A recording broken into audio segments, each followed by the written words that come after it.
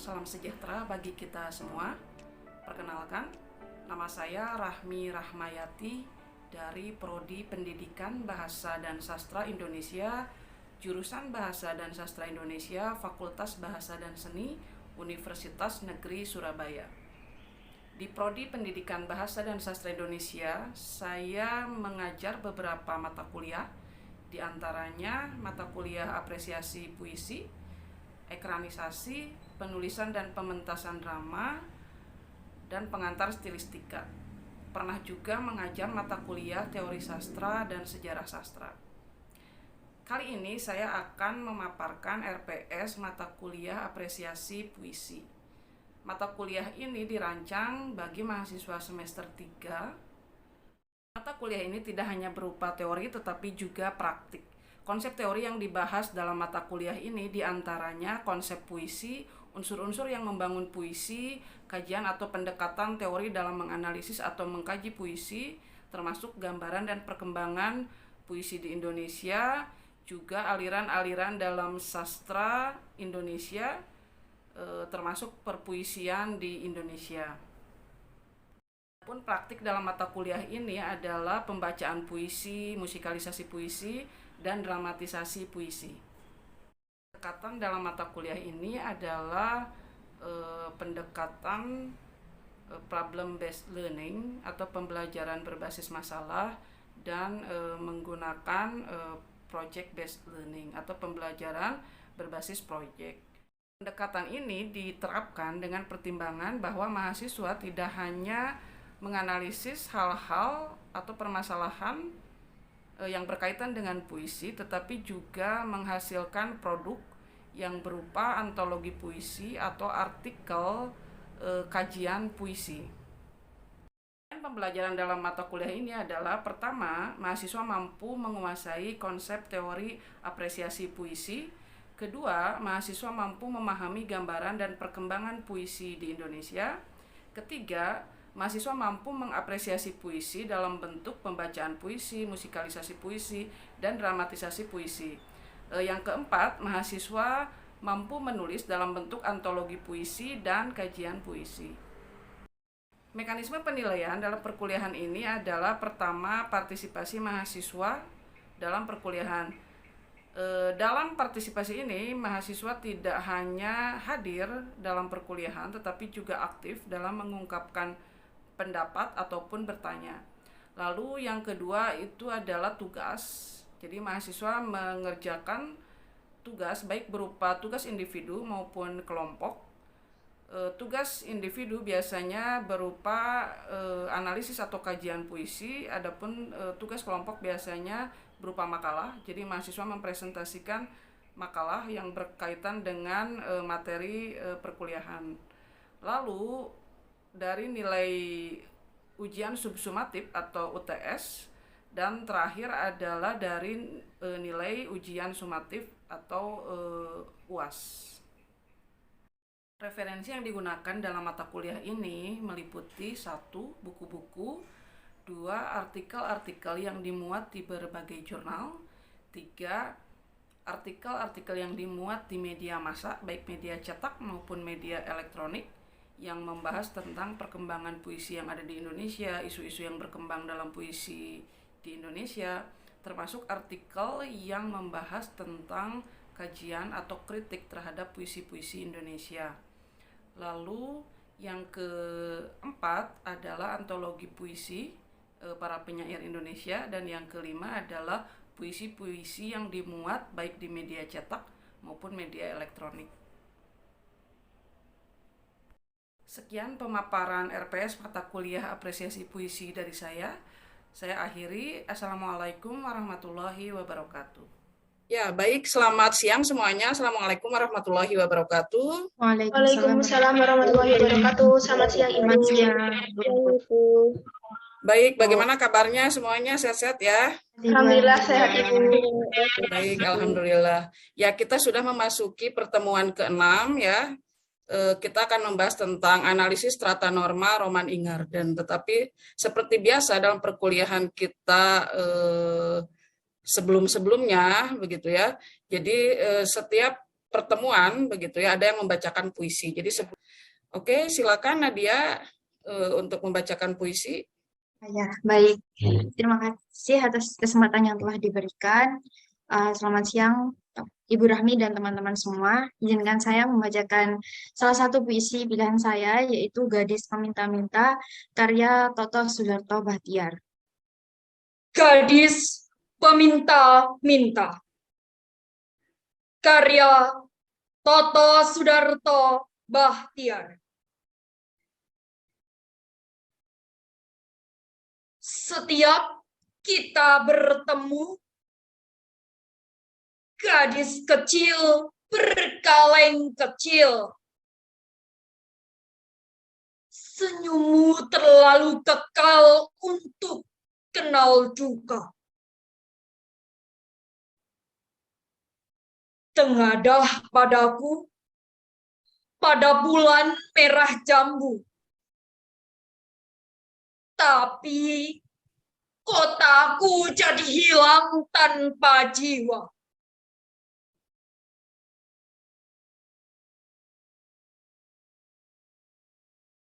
Ingin aku ikut, gadis kecil berkaleng kecil,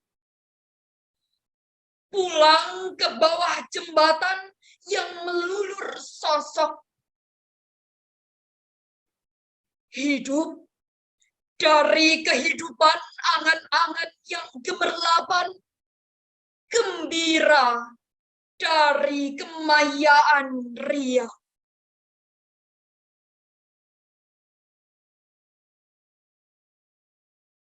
Duniamu yang lebih tinggi dari menara katedral, melintas-lintas di atas air kotor.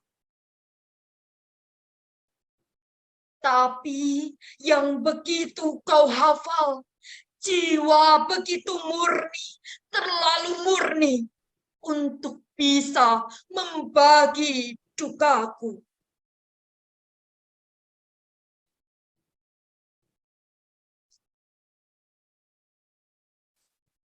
Kalau kau mati, gadis kecil berkaleng kecil, bulan di atas itu tidak ada yang punya. Dan kotaku,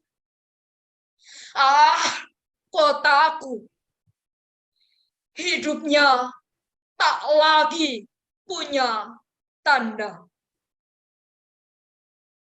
Terima kasih, Bu Rahmi. Ya, baik, sama-sama.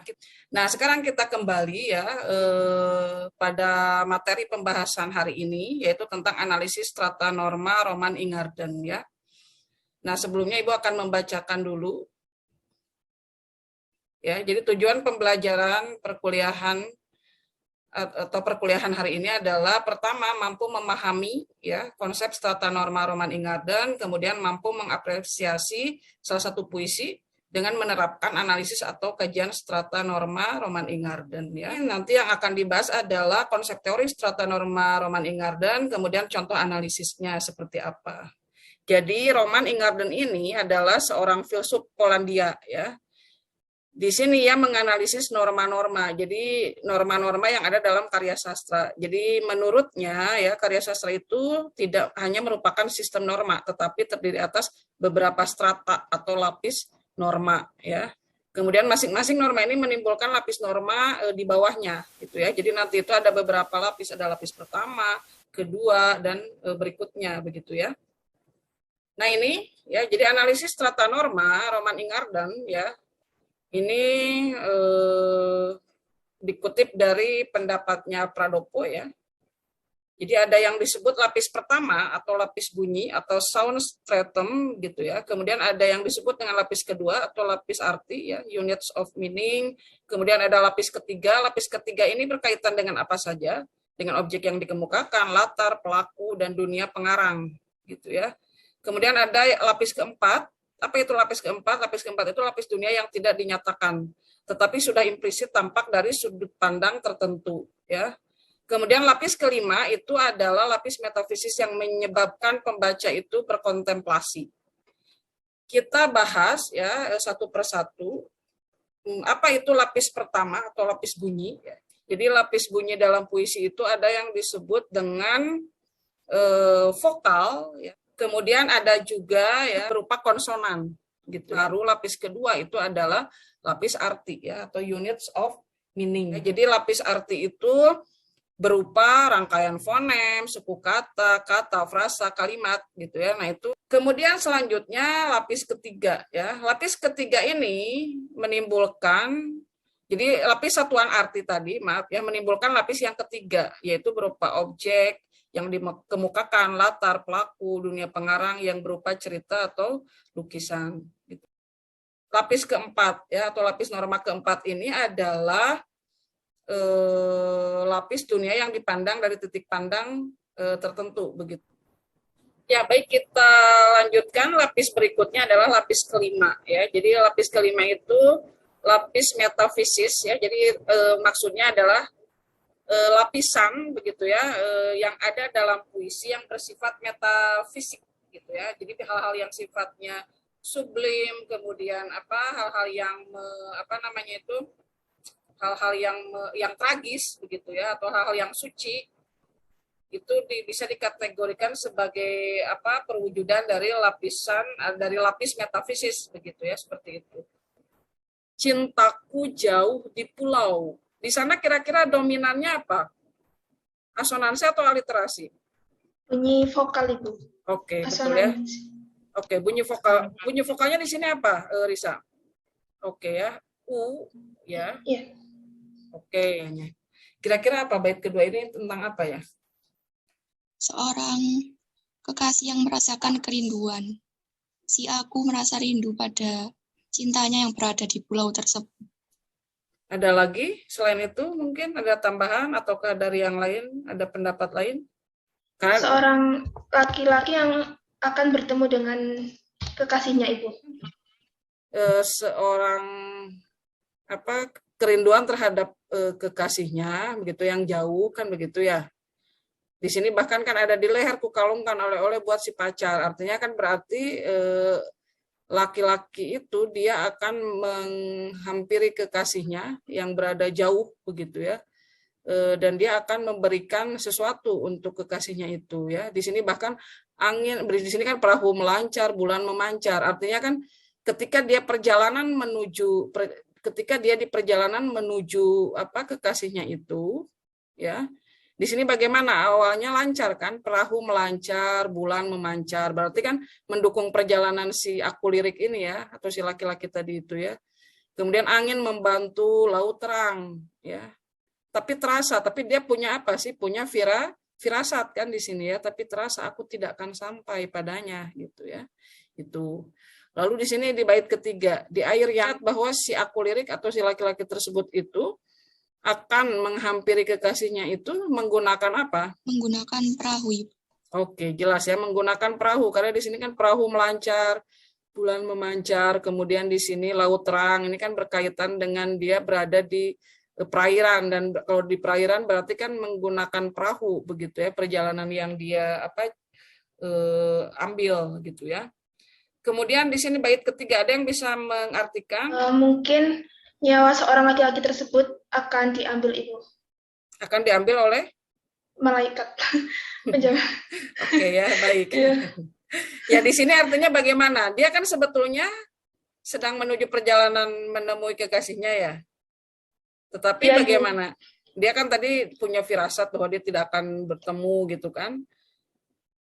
Lalu di sini mengapa dia punya firasat bahwa dia tidak akan bertemu? Karena ternyata apa? Ya, ini juga masuk pada firasat yang tadi ya, ditegaskan di bait ketiga ya. Ajal bertahta sambil berkata, tujukan perahu ke pangkuanku saja gitu ya. Jadi yang awalnya tujuannya adalah si gadis tadi, ternyata ajal itu justru ajal bertahta itu kan artinya ya. Jadi ajal bertahta itu kan artinya yang menguasai atau yang berkuasa itu ternyata ajal begitu ya, bukan lagi keinginan si laki-laki itu yang ingin bertemu kekasihnya ya. gitu. Dan di sini kan tujukan perahu ke pangkuanku saja gitu ya. Jadi dalam artian bahwa dia memang punya firasat tidak akan bertemu dengan kekasihnya, kemudian di sini apa namanya itu ya dikuatkan gitu ya dengan bait ketiga ya, bahwa dia merasa bahwa dia itu sudah ada di apa namanya itu ya sudah merasa sudah berada di sisa hidupnya lah begitu ya, kurang lebih seperti itu. Lalu di sini kita lihat ya. Nah, ini mungkin Ibu penting membahas tentang lapis arti ya. Kalau tadi kan lapis bunyi Ibu bahas apa sekilas karena mudah lah untuk dipahami. Kemudian kita lihat Amboy, jalan sudah bertahun kutempuh. Ini berarti bagaimana? Mungkin seperti ini, Bu. Boleh, silakan.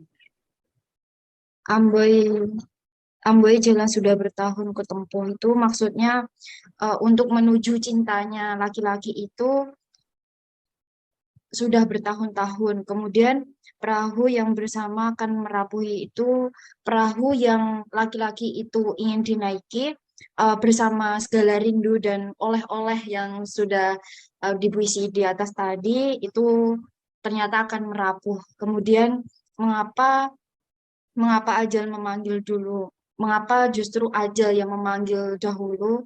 Kemudian sebelum sempat berpeluk dengan cintaku, sebelum sempat laki-laki ini bertemu dengan kekasihnya dan berpeluk dengan kekasihnya. Seperti itu, Ibu. Oke, sip, bagus. Yang lain ada tambahan? Jadi ini kan Amboy, jalan sudah bertahun kutempuh. Artinya dia itu ketika apa ya dalam perjalanan dengan kekasihnya itu sudah bertahun-tahun mungkin di sini ya, karena jalan sudah bertahun kutempuh, artinya bertahun-tahun.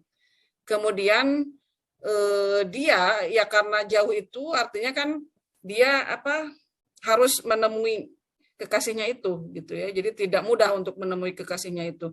Ada perjalanan yang harus dia lewati kan begitu ya. Nah, perjalanan yang dia ambil kan begitu ya di sini itu kalau kita maknai secara ini kita maknainya secara eksplisit ya. Yang digunakannya adalah perahu gitu ya. Jadi perahu itu adalah alat untuk mencapai tujuannya gitu ya, dalam artian bahwa dengan perahu dia bisa bertemu dengan kekasihnya, tetapi tadi apa?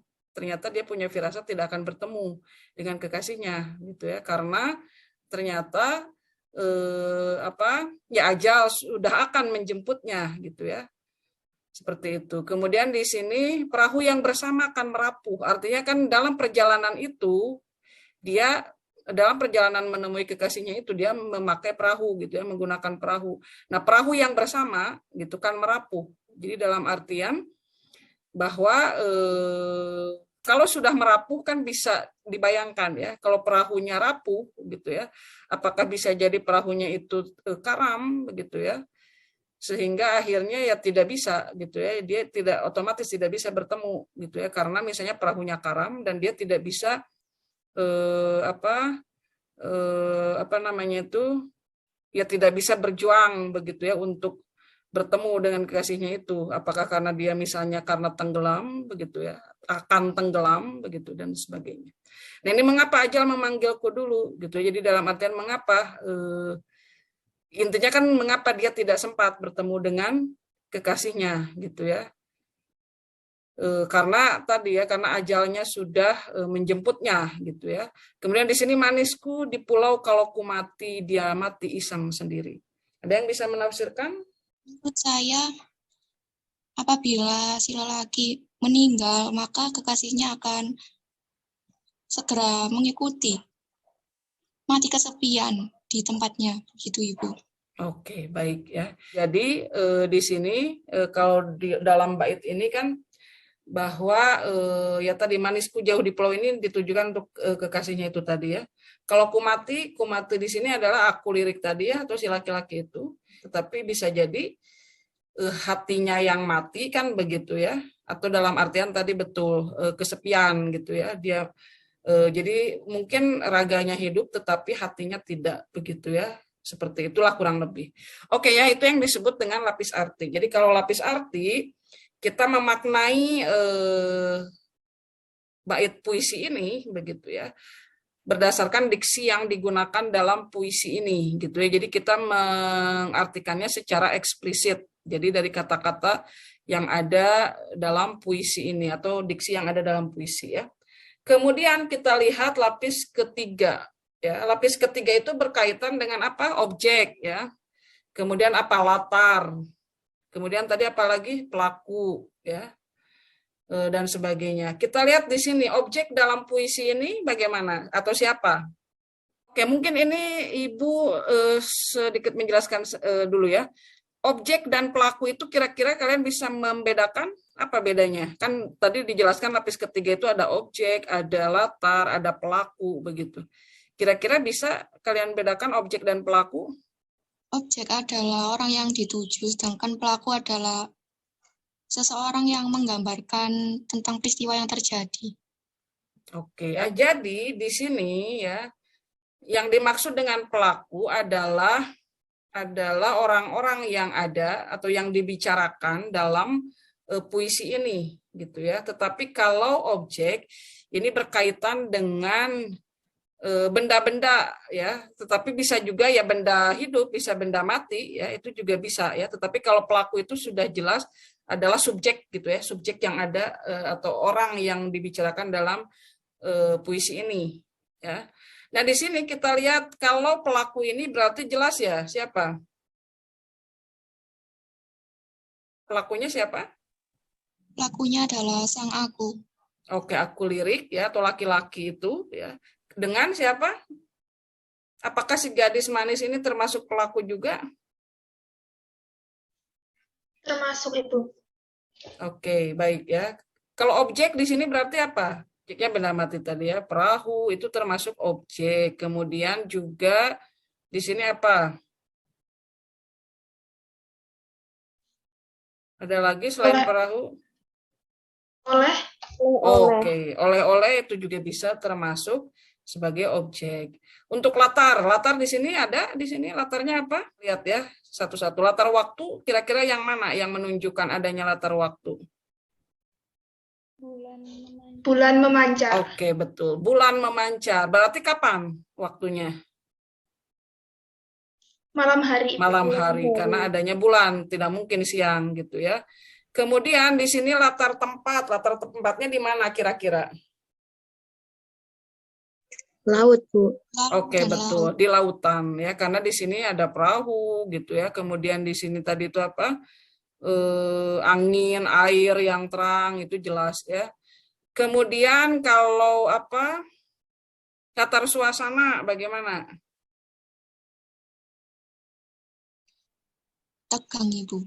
Ya, bisa jadi tegang ya karena dia dalam perjalanan menemui kekasihnya gitu ya. Gitu, tetapi ternyata harapannya pupus gitu ya karena dia sebelum bertemu dengan kekasihnya meninggal begitu ya, kurang lebih seperti itu. Oke ya, itu lapis ketiga ya. Baik, kemudian lapis keempat ya. Itu tadi berkaitan dengan hal yang sifatnya implisit ya. Kita menafsirkan puisi ini tetapi secara implisit gitu ya. Kalau tadi kan lapis arti secara eksplisit. Nah, kita lihat di sini. Apakah di sini misalnya kalau lapis keempat itu kalau bingung ya, itu bagaimana sih Bu membedakan dengan lapis arti gitu ya. Jadi kalau lapis keempat ini lebih kepada misalnya begini, apakah gadis manis di sini itu adalah gadis manis dalam artian adalah seorang perempuan begitu ya yang berparas manis begitu, ataukah gadis manis di sini itu adalah simbol gitu ya, seperti itu. Jadi kalau misalnya nanti mungkin kalian akan belajar juga tentang kajian Rivater ya. Jadi kalau dalam kajian Rivater itu ada kita menganalisis berdasarkan konvensi bahasa.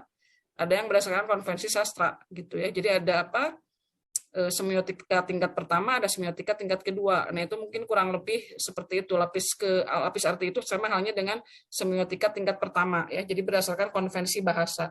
Jadi misalnya di sini kita kan tadi mengartikan berdasarkan diksi-diksi yang ada di sini gitu ya, sesuai dengan misalnya tadi kita mengartikannya misalnya gadis manis di sini itu dalam artian gadis manis yang sesungguhnya gitu. Tapi kan kalau dalam puisi tidak selalu seperti itu gitu ya. Bisa jadi misalnya menggunakan diksi gadis manis di sini ini bukan gadis manis dalam arti yang sesungguhnya. Karena dalam puisi itu kan banyak simbol, ya. Misalnya ada puisi menggunakan diksi ular. Apakah ular yang sesungguhnya? Bisa jadi itu adalah simbol, gitu ya. Kemudian menggunakan diksi misalnya bunga melati, gitu ya. Itu apakah bunga melati sesungguhnya? Bisa jadi bukan. Bisa jadi itu simbol, gitu ya. Nah di sini pun, gitu ya. Apakah di sini gadis manis di sini itu adalah gadis yang berparas manis, begitu ya? Apakah yang sesungguhnya? Bisa jadi bukan kan gitu ya. Kita karena puisi itu kan tidak tunggal, memaknai puisi atau menafsirkan puisi itu tidak tunggal, tetapi multitafsir gitu ya, karena puisi salah satu cirinya itu bersifat ambigu ya. Begitu. Jadi bisa juga diartikan gadis manis di sini itu adalah bukan gadis manis gitu ya. Kira-kira apa? Bisa jadi tidak siapa, tetapi bisa jadi apa gitu ya. Mungkin ada yang bisa menafsirkan gadis manis di sini sebagai apa? Kalau tadi kan kita berbicara siapa gitu ya. Kalau di sini kira-kira bisa jadi tidak gadis manis di sini itu sebagai apa atau menyimbolkan apa? Ada yang mungkin bisa menjawab?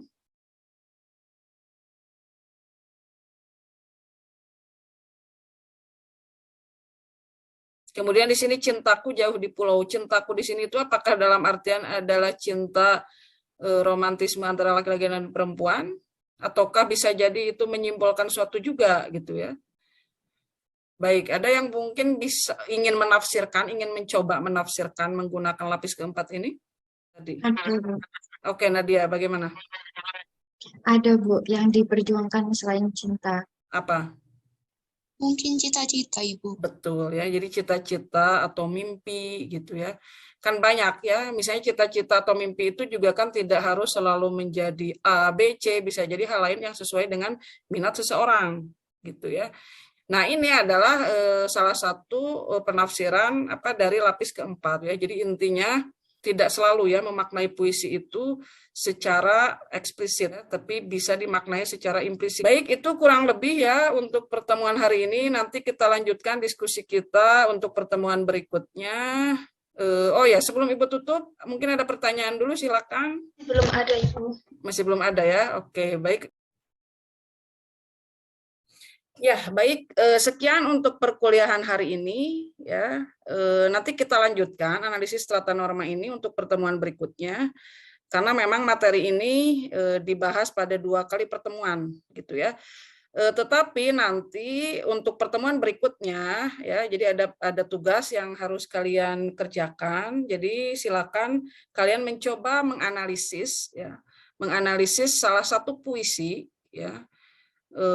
Menggunakan kajian atau analisis strata norma ini ya. Jadi minggu depan nanti dikumpulkan, kemudian nanti ada perwakilan beberapa orang untuk mempresentasikan begitu ya hasil analisisnya.